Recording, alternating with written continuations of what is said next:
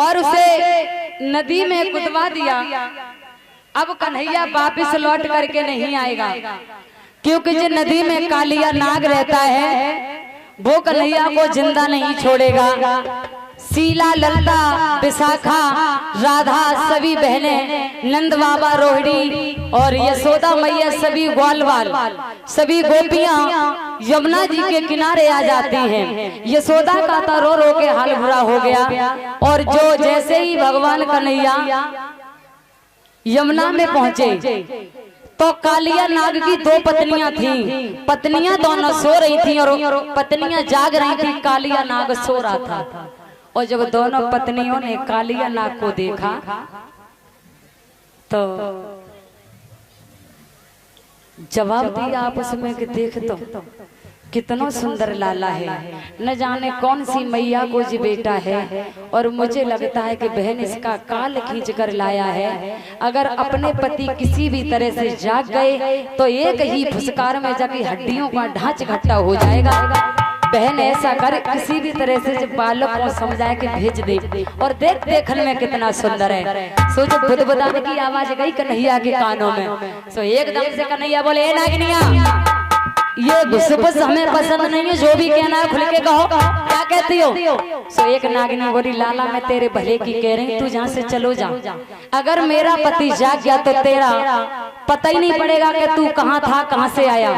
उन्होंने कहा तुझे अपने पति पर इतना बड़ा नाज है तो अपने पति को जगा दो। और इतना कह करके उसने तो नहीं जगाया। तब तक भगवान कन्हैया ने उसकी दुम को दबा दिया। दुम किसे कहते हैं? पूंछ को। तुमको जैसे ही पूंछ को दबाया तो तुमने प्रैक्टिकल किया होगा, जब हम और तुम कहीं जाए सर्प मिल जाए, धोखे से अगर उस पर पैर पड़ जाए तो उल्टी फुसकार मारता है। और जैसे ही पूंछ को दबाया तो एकदम से उठ करके खड़ा हो गया, कन्हैया के चारों तरफ लिपट गया। कन्हैया ने कहा जो तो हमसे ही लिपटेगा, अब क्या करें हम। तो जैसे ही कन्हैया से लिपटा, कन्हैया ने अपने शरीर को किया गरम। और सर्प को जब अग्नि लगी तो वो धीरे धीरे छूटने लगा। और जब छूटा तो चचराने की आवाज पहुंची नागिनियों के कानों में। सोई नागिनियां बोली, देख ले हमने कही कि जब भेज दे, हमें जमाना बता जब बाई लला की पसुरियां चटके रहेंगे। तो एक दूसरी बोली कि ना, हमें का शंका लग रही है। कैसी? कि जब लला की पसुरियां ना चटक रही हैं, अपने ही दोनों बहनों के बिछिया उतरी। सो एकदम से दोनों नागिनियां भागी। और इधर कन्हैया ने क्या किया कि घबराए के काली दूरी हुआ और त्यों ही मोहन ने वार किया। और झटके से नथुनी चिचका दी।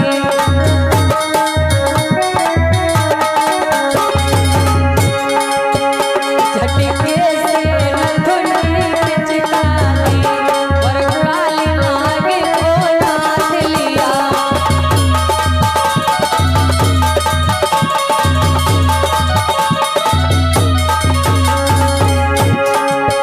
रुक गया गला, तन कांप उठा, वह बन गया महिवाल भई। बह चला रुदर सारे तन से, जमुना की धारा लाल भई।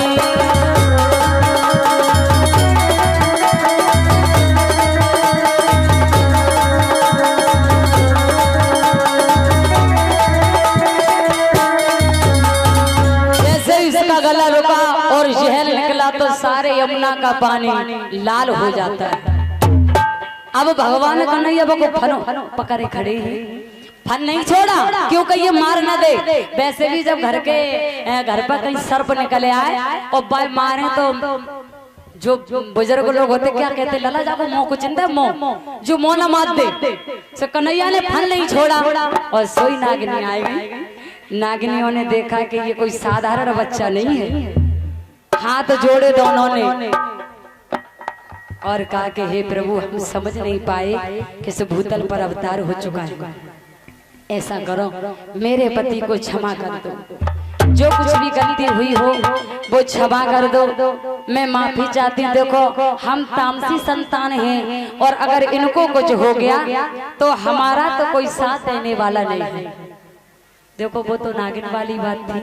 और वैसे भी तुम्हारे साथ का इंसान अगर बिछड़ जाए तो लगता है कुछ दिखाई नहीं देता है और आत्महत्या करने की कोशिश करते हैं। नागिनियां बोलने अगर ये नहीं है तो कुछ नहीं है। कहने लगी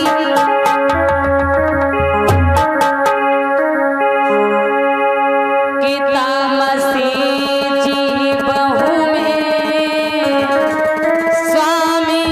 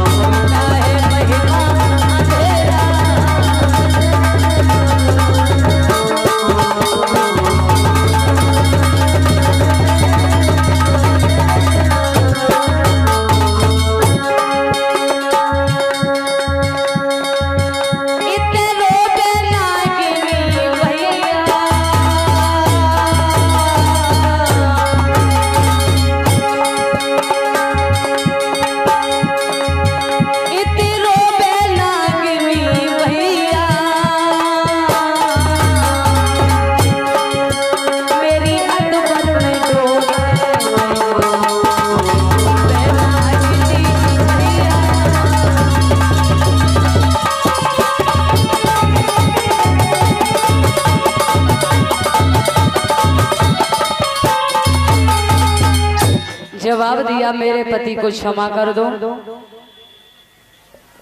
और मेरे श्रोतागण बंधुओं इधर तब भगवान कन्हैया ने कहा ठीक है हम तुम्हारे पति को छोड़ देंगे लेकिन एक शर्त है। कौन सी?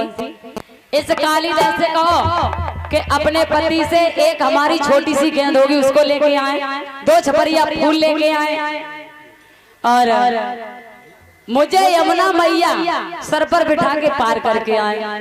सोई कालिया नाग बोलो देखो हम गेंद ले आएंगे फूल ले आएंगे मगर तुम्हें सर पे बैठा के यमुना पार छोड़ के नहीं आएंगे। क्यों? क्योंकि मेरा सौतेला भाई है गरुड़, वो हमको मार देगा। क्यों? जो गरुड़ का सौतेला भाई था वो रहता था रमणक द्वीप पर। क्यों मार देगा? तो जो तूने जरूर कुछ किया होगा। हाँ हमसे गलती हुई है। कौन सी? मैंने उसके साथ दगाबाजी की है। कैसी? देखो कालिया नाग की माँ का नाम था काद्रू और गरुड़ की माँ का नाम था बिंता। दोनों सौता में हो गई बहस। काद्रू कह रही थी कि भगवान के रथ के पहिया काले होते हैं, बिंता बोली सफेद होते हैं। तो उन्होंने कहा ठीक है अगर रथ के पहिया सफेद निकले तो तू रानी बनेगी, काल निकले तो मैं दासी बनूंगी। ये बहस हो गई। और जैसे ही सुबह भगवान का रथ आया तो सबसे पहले भाग के काद्रू ने देख लिया भगवान के रथ के पहिए निकले सफेद। सोचने लगी अब हम दासी बनना पड़ेगा। तो जाने अपने बेटा कालिया नाग से कहा कि जितने तेरे संग के नाग हों सबे लिवाला और भगवान के रथ के पहिया से चिपट जाओ। सोचे सफेदी जगह पे काले है जाएंगे। चिपट गया और अब भाग के गई। बोली चलो बहन अब तो भगवान का बहाना आ गया होगा, चलो देखते हैं। जब आए तो भगवान के रथ के पहिए काले निकले। दगाबाजी से उसको दासी बनाती। जब ये बात कालिया नाग की चाल पट्टी गरुड़ को मालूम पड़ी तो वो इसे मारने के लिए तैयार हो गई। ये छिप करके कालिया नाग काली देह में रहने लगा। तो भगवान कन्हैया ने ये कहा कि तू घबरा मत, तेरे सर पर जब हमारा गरुड़ हमारा वाहन है, तेरे सर पर जब वो पग चिन्ह देखेगा ना गरुड़ तो तुझसे कुछ नहीं कहेगा और तू रमणक द्वीप पर ही निवास करना। एक छोटा सा कीर्तन बोलेंगे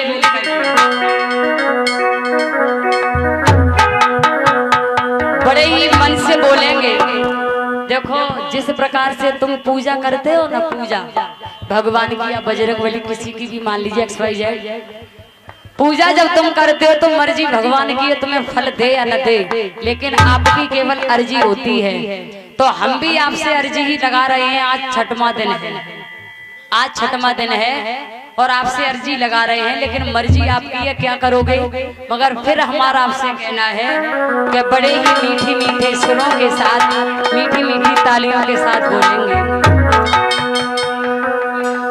गोपियां कहती हैं भगवान कन्हैया के बारे में, जिस वक्त कन्हैया मथुरा नगरी के लिए गए थे कि हमको गए क्यों भूले कान्हा मथुरा जाके।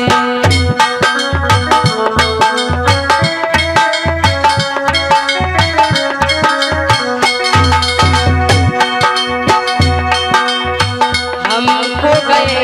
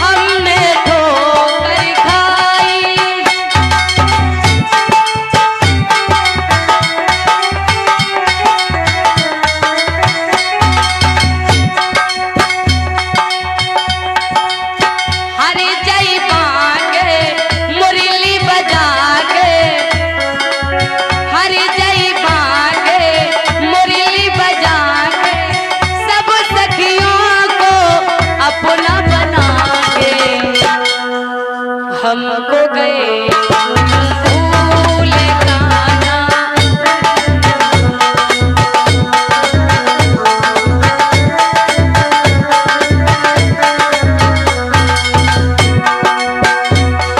राधा रानी कहती है कि हे कन्हैया, अरे तेरे लिए ऐसा कौन सा काम था जो मैंने किया नहीं था। राधा रानी ने कभी जीवन में ये सोचा ही नहीं था कि एक्चुअली हमको छोड़ के चले जाएंगे।